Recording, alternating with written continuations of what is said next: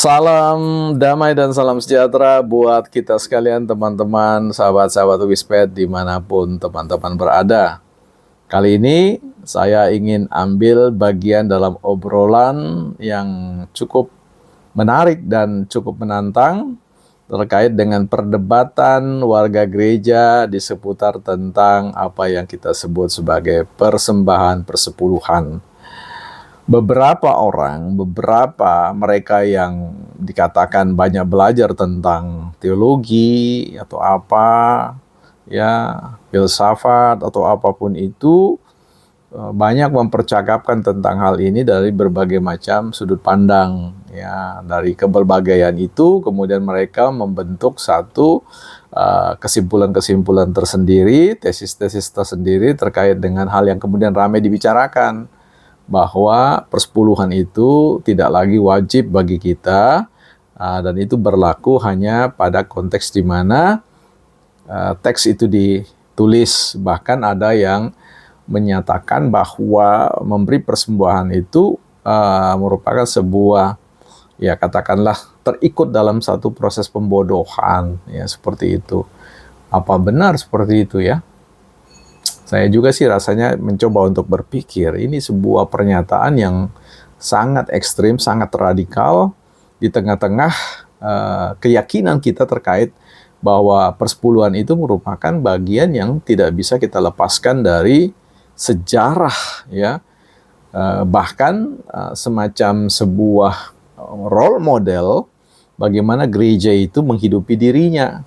Ya, kita tahu sekarang bahwa gereja itu kan hidup berdasarkan, ya, apa yang Tuhan suruhkan, Tuhan tetapkan, ya. Tuhan membuat ketentuan-ketentuan bagaimana penyelenggaraan pelayanan atau ibadah di dalam rumah Allah atau di dalam gereja, sebut saja sebagai sebuah karya cipta Allah. Ketika dia bicara kepada Petrus, di atas batu karang ini aku akan mendirikan jemaatku. Nah, disitulah Yesus sebagai kepala gereja. Jadi keberadaan gereja sekarang, jemaat sekarang itu, ya, ada di dalam pengembalaan Yesus secara langsung. Nah, bagaimana kemudian gereja itu memberikan, menghidupi dirinya, membiayai pelayanannya? Tentu dia perlu mencari pendasaran-pendasaran biblis atau pendasaran-pendasaran Alkitab, ya, untuk mempelajari, ya, apakah model-model pembiayaan sebagaimana yang pernah berlangsung dari zaman di mana bait Allah ada itu tetap berlaku dan sebagainya, ya. Tetapi saya mau masuk dalam diskusi ini lebih kepada membawa teman-teman terlebih dahulu untuk memandang posisi teman-teman, menilai posisi teman-teman terhadap Alkitab, karena, ya, segala sesuatunya nanti kita akan merujuk, ya, mengambil pembelajaran makna dari seluruh isi kitab suci. Nah, jadi kalau teman-teman sikap terkait dengan kitab suci itu juga bermasalah, dalam artian tidak sepenuhnya menerima kitab suci itu sebagai katakanlah punya otoritas dalam rangka untuk memberikan penilaian, menuntun kita dalam sikap dan perilaku kita, ya itu jadi soal nantinya. Nah, jadi ketika kita ingin membahas apakah kita tidak perlu lagi memberikan persembahan persepuluhan atau perlu, maka jawab dulu terkait dengan sikap, ya, iman kita terhadap Alkitab itu. Nah, karena ini penting, ya, karena Yesus sendiri itu sangat memandang bahwa kitab suci itu memiliki otoritas, sehingga hampir di setiap saat dia selalu mengutip tentang keberadaan kitab suci itu, ya. Ketika dia mengatakan, misalkan ketika dia berhadapan dengan iblis ketika dalam masa pencobaan, dia mengatakan, ya, ada tertulis, ya, manusia hidup bukan hanya dari roti saja, tapi setiap firman yang keluar dari mulut Allah. Ya, Anda bisa baca di dalam Matius 4 ayat 4 atau Lukas 4 ayat 4, ya. Kebetulan sama dia punya pasal dan ayat, ya, seperti itu. Artinya Yesus memandang, ya, bahwa kitab suci itu memiliki otoritas, ya. Nah, yang berikutnya adalah apakah kemudian, ya, kita, ya, memahami bahwa pikiran kita ini merupakan alat yang terbatas, yang sangat minimalis, yang tidak akan mampu mengerti apa yang disebut dengan rahasia Allah atau misteri ilahi, ya, di dalam hal itu. Nah, misalkan ketika peristiwa perjalanan dua orang murid ke Emmaus dan di mana Yesus hadir di situ, dan kemudian dalam perjalanan mereka tidak menyadari tentang kehadiran Yesus, ya, atau tidak sadar bahwa itu Yesus, dan kemudian pada akhirnya ya Yesus membuka selubung mata mereka dan membuat mereka mengerti ya tentang kitab suci. Nah, jadi teman-teman, ketika kita mau membahas tentang persoalan persepuluhan atau persembahan-persembahan yang lain yang wajib dan mutlak kita hadirkan di dalam gereja, maka kita perlu terlebih dahulu menyadari tentang potensi kedirian kita yang tidak memadai untuk memahami itu, ya.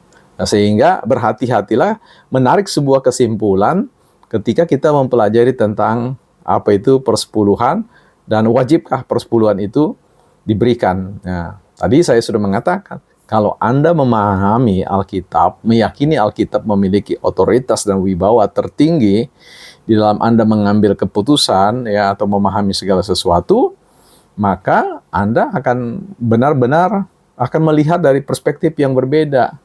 Ya, dan itu tidak perlu harus melakukan sebuah tafsir yang sangat rumit, tafsir yang sangat jelimet ya.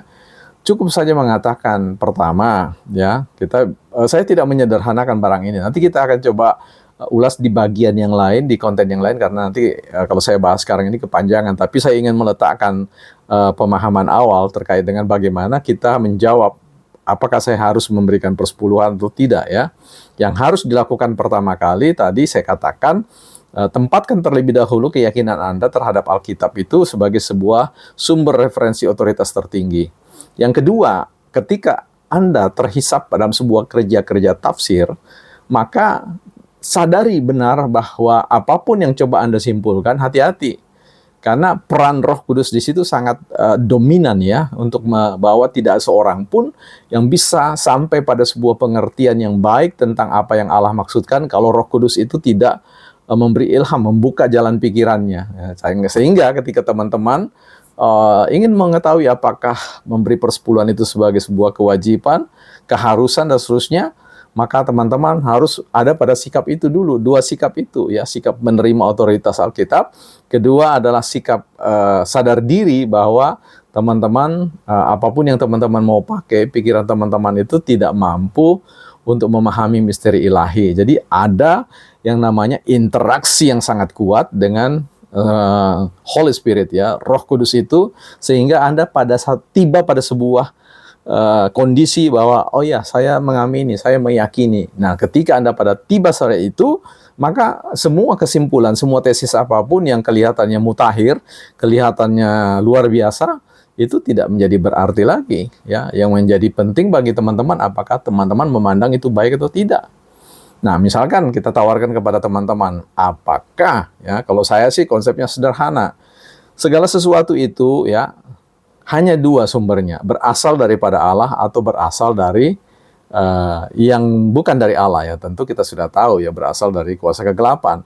Pertanyaan, semua yang datang dari Allah baik atau tidak? Ya kan? Itu perlu kita jawab. Ya tentu baik adanya. Nah, kita tanya lagi secara sederhana, apakah persepuluhan itu berasal daripada konsep daripada Allah atau dari kuasa kegelapan? Ya tentu Anda akan menjawab dari Allah.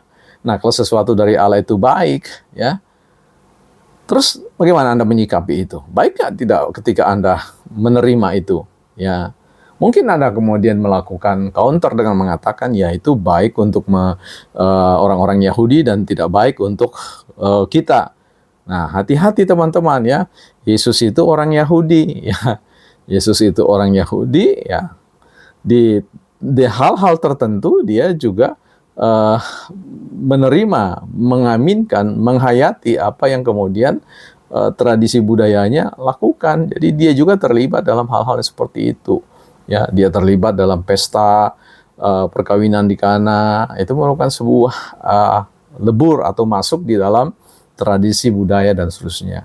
Nah, jadi tentu saya tidak mau menyederhanakan ini teman-teman terlebih dahulu, tetapi saya ingin meletakkan paham atau pemahaman awal sebelum kita terjun lagi memahami tentang apakah Anda bisa atau harus memberikan persepuluhan ya. Nah, nanti kita akan jawab pada part 2, part 3, part 4, dan seterusnya. Jadi ikuti channel ini teman-teman, kita akan bincang-bincang di seputar tentang apa yang harus kita lakukan di dalam keikutsertaan kita berada di dalam gereja yang Tuhan bangun, dan kita diajak bersama untuk hadir dan berkecimpung bersama ya. Karena sekali lagi kita tahu bahwa gereja di mana kita menempati untuk bersama-sama menjadi jemaat itu, Roh Allah di situ aktif bekerja. Jadi ya sebagaimana dikatakan Roma 8 ayat 28, jadi kita tahu sekarang bahwa Roh Allah turut bekerja di dalam segala sesuatu untuk mendatangkan kebaikan bagi mereka yang mengasihinya, yaitu mereka yang terpanggil sesuai dengan rencananya. Kita nanti bahas khusus persoalan persepuluhan. Silakan ditunggu. Ya, Tuhan Yesus memberkati.